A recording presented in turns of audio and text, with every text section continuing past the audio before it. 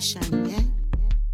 One bag of looting and shooting a guan. We you them a dead when I blow no storm. No sound no alarm, you no see where I gwan. I kill with one another. Who we are see John Tom gun. Him son name Shan. One generation wipe from the land.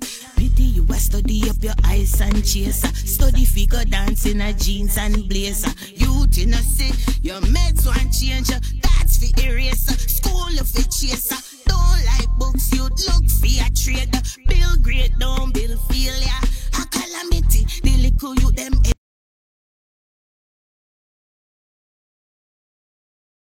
Greetings, greetings, greetings, greetings, greetings, family. Wagwan, wagwan, wagwan. So here we are in the COVID quarantine. Still looking to go into phase 2, as they say, or the second wave, as they say, or whatever. I don't know. I got a lot of questions about it. What do you all think? As you know, it's been a long time since I've come out here and done one of these talks with y'all. I always try and address topics that I think important to us, self and yourself as well. And the big topic nowadays seems to be COVID. Yeah, so that's what we're going to talk about today. Initially, then we're going to talk about something. First, let's start with COVID. So, let me just say first off, my condolences that have passed. I don't want to be one to say that it is an absolute hoax, because the virus is definitely real. People are getting infected. But I think that the way that it's emphasized is a little bit dramatic. Numbers just aren't adding up, right? The amount of people that have caught this and the deaths, like they're making it seem like it's going to be the next natural disaster, and I'm not getting that vibe. I don't know about out there, but I just get the vibe that this is highly overrated. Why? Look at the stats in itself. You know, there's hundreds of thousands of cases, hundreds of deaths.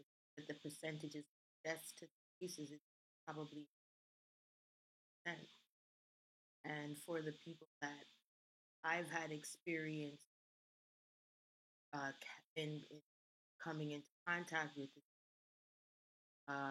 they either A, work the health, their frontline work acceptable, or B, they're elderly and they don't quite have the that the rest of us have to fight this, or B, they're young, very young, again, don't have the fight this. I'm not here to say that it's a joke, not, but I think the severity of it being overemphasized. For what reason, I don't, but it definitely.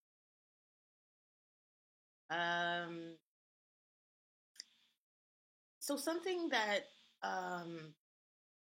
is puzzling me is that as we get into as they start to talk about this second, there's a spike. Now, I watch the news. That's pretty much all I watch on TV.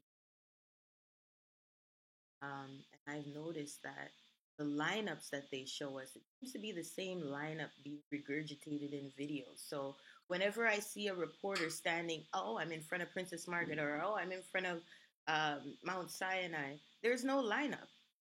So either they're lying or they're trying to overemphasize this, right? First off, let me send a shout out to my brethren Chalice in the building. Big up yourself, live in the studio in here mixing up his track. Big up yourself, brother. One love, one love. Shout outs to Dollar D, one of our big time sponsors. Big up yourself. Look out for his stress free live. Shout outs to Zolja, aka Wolf, in the building. Big up yourself, King. Also, shout outs to all our friends tuning in on the outside. If you're not tuning in, don't know, bless up yourself. Same way, shout outs to my girl Stacy D. You don't know Stacy Cheers. All of my loyal Facebook, Instagram followers don't know up or no. So, yeah. So back to the topic at hand now. Boom blast, big up yourself, brother. Um, Back to the topic at hand. So why is it we keep seeing the same lineups or the same line on the news, and they don't, when they're live, you don't really see anything. You know, weird, weird. Um, but something was brought to me or brought to my attention by one of my followers, and I thought that that's really the whole reason why I came to address this COVID situation. But before I do get into that topic, and that topic is the inmates, the prisoners that are facing this COVID virus and what they're going through. Before I get to that, I just wanted to talk a little bit more about why is it that government overemphasizing this and trying to bring people to this of hysteria, pretty much like they want petrified, terrified, doing all kinds of crazy things to avoid this. Scary, and in the midst of this second wave where they're now clamping down on public gatherings and they're bringing it back to 10 and 25 outdoor or whatever. That all would make sense if you weren't trying to cram 30 kids into a classroom and 70 kids onto a school bus. So the majority of the population that's most likely to spread germs you cram together, and then everybody else that's an adult and free thinking and has sense, you want to stay away from each other. Makes no sense to me. I believe one of the opposition members of parliament brought that to the forefront, and it does make sense. How the hell you want 30 kids in a classroom, 70 on a school bus, but you don't want 10 people in a house? Like, duh.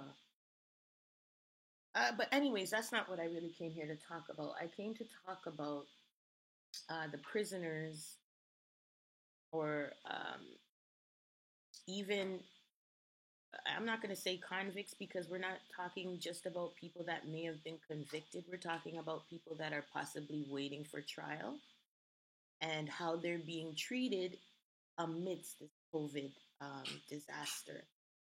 And from what I've understand, and I just want to say shout outs to the subscriber that sent me this. They don't want to be named personally. I don't blame you, because if you have a family member that's still in the system, it could affect them. So I get you. Got you. Here we go. So there are inmates in our correctional facilities, the South Detention Center, whatever detention centers they have, that have COVID. The funny thing is they've been in that facility, so they didn't bring it in. They received it there, and the only people that leave are the guards. So it's obvious that the guards have brought COVID into the jails. And now, what they're doing to the unlucky inmates that catch this infection or disease or virus, whatever we want to call it, they're being quarantined. And quarantine for them consists of no food, nothing. They just leave you locked in your cell. What the fuck are we doing, Toronto? Really? Um, Bear in mind, this information came from a detention center. So that means there's not really anybody that is convicted or serving a sentence. And if they are, it's a minority of the population. So you have people, citizens, um, who may have contracted this virus from your staff that are being quarantined, isolated, and given nothing. No shower, no food, no. This is freaking ridiculous. Like, I don't want to curse. Forgive me for cursing earlier, but I mean, like, this is fucking ridiculous, man. Like, I don't know what the hell are you people doing, by the way? Like, What kind of life would I live, star? And how do you expect people to live like that? And the fact that a lot of them, these people that are under quarantine, don't get to use the phone because they're not being let out of their cell at all is absolutely ridiculous. Absolutely ridiculous. Emphasis on the ridicule. Um, so again, shout outs to my follower. I'll leave you nameless who brought this to my attention. It's absolutely disgusting. Your guards infected these inmates. For God's sakes, give them food. Let them have a shower. I mean, I get it. You don't want to mix them with the general population, but don't do that. Don't that full thing. Um, and I think I'm gonna leave it there because I don't want to step on any.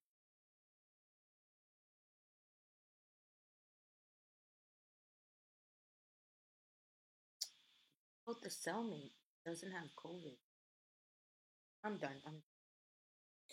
Um, on another note, what about all those people that haven't been wearing their masks since this COVID outbreak? Aren't they supposed to be dead by now? Let me move on. Um, let's get to the rant session of this because I, I, I feel like there's some things that just people don't speak their mind anymore. What they do is they say what you want to hear and not necessarily the. And then when they're confronted with the truth, they backpedal and talk beer garbage. So I'm not like that. I'm not cut from that thread. And the only fear I have in me is the fear of the Most High. When I say things, I say it because I know it's the right thing to say, and it's because I'm trying to be better or I'm protecting it. So with that,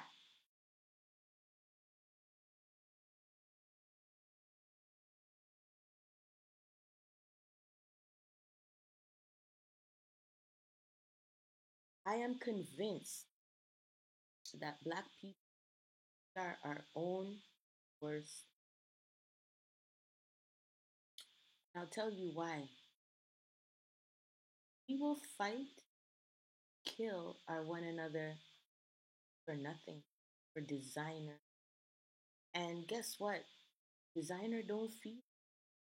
Designer doesn't support us. Designer don't contribute to our community.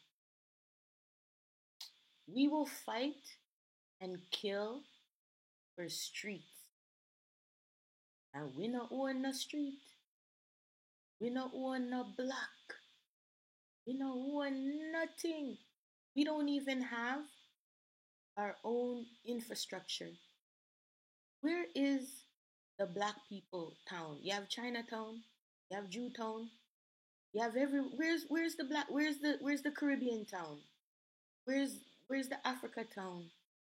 We don't have it. You know why? Because we are our own worst enemy. Sabotage our one another for being talented, you know, and we laugh at each other when we fail for trying to do our best with our talents. And you know, the reason we fail is because we have no damn support from ourselves. But yet we laugh and say, huh, them mash up. Them not stubborn. We ungrateful. We a terrible nation and we need to change. We need to get back to the point where we look at one another like somebody, not nobody. Ima no nobody. She no nobody. Them are no nobody. Them not up on my level. What what level do we have? As far as I see it, we don't own anything big. Not even in our own countries where we run the country, we don't run nothing. Other people, other infrastructures, other nations come in and take over and run it on our behalf. I mean, we need to change. We need to change. We gotta remember that nobody owes us nothing. If anything, we owe it to ourselves to better ourselves. We know we're nothing. Why do you not owe we nothing? We owe it to ourselves to build up our nation and make something of our nation and stop tearing down our own damn self. We fighting for foolishness.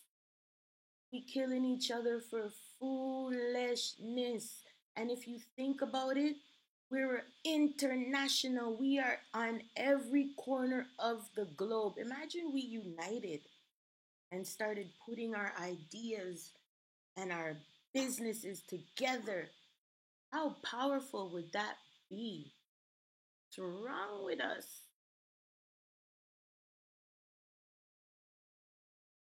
Gotta remember that we're not owed nothing.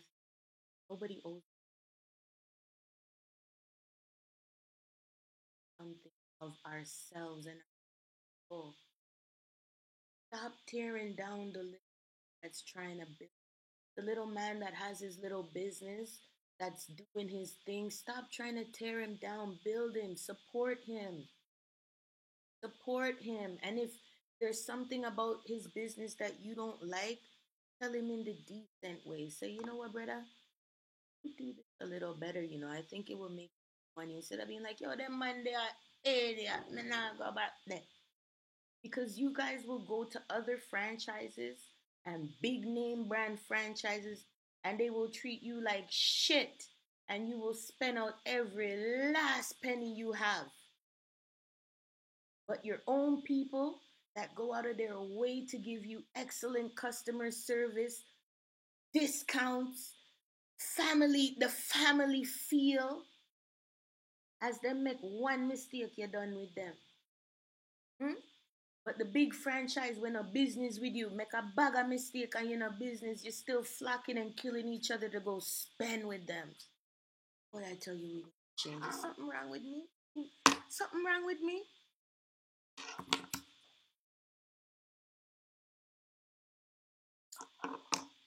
Like I said, I want to talk about the stuff that's important to me, us.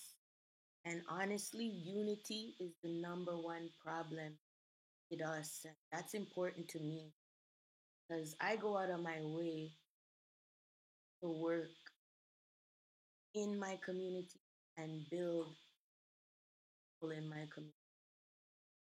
And they shit on me every time. And I don't say nothing because I realize that we're an ungrateful nation. People will allow you to build them to tell you to go fuck yourself because you're idiot to build them. It's not that you have genuine love for your community and your people and you just want to see the better of them. No, you're idiot. You're a big fool, car. What you want to do for them not do for you.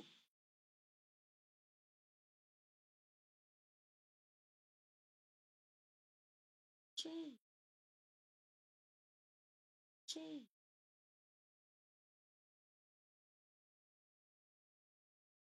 I said we'll spend our last on some name brand stuff. And them brothers kill our ancestors. They in the position where them in and we are fight to build them more. How stupid are we? How stupid are we? I mean, I don't know. I don't know. I'm gonna take a quick break. Check out this little caption here. I'll be back.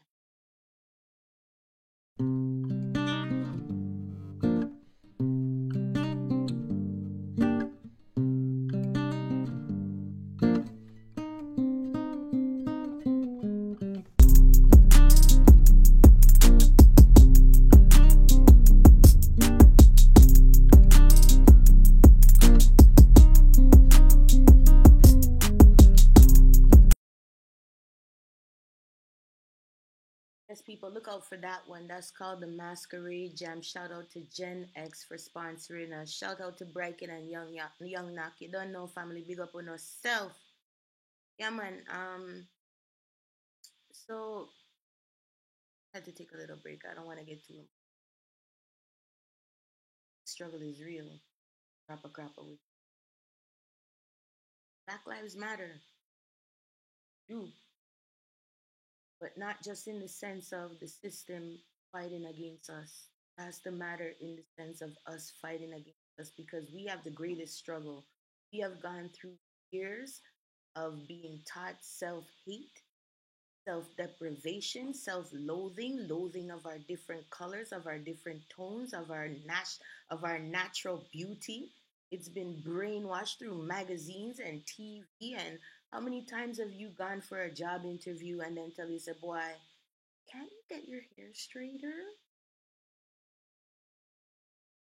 I can't talk how many times I've went for a job. Oh my God. Can you do something to me, your hair? Excuse me. So we need to get back to that family. We need to get back to the point of self-love. You know? Self-love. Self-worth.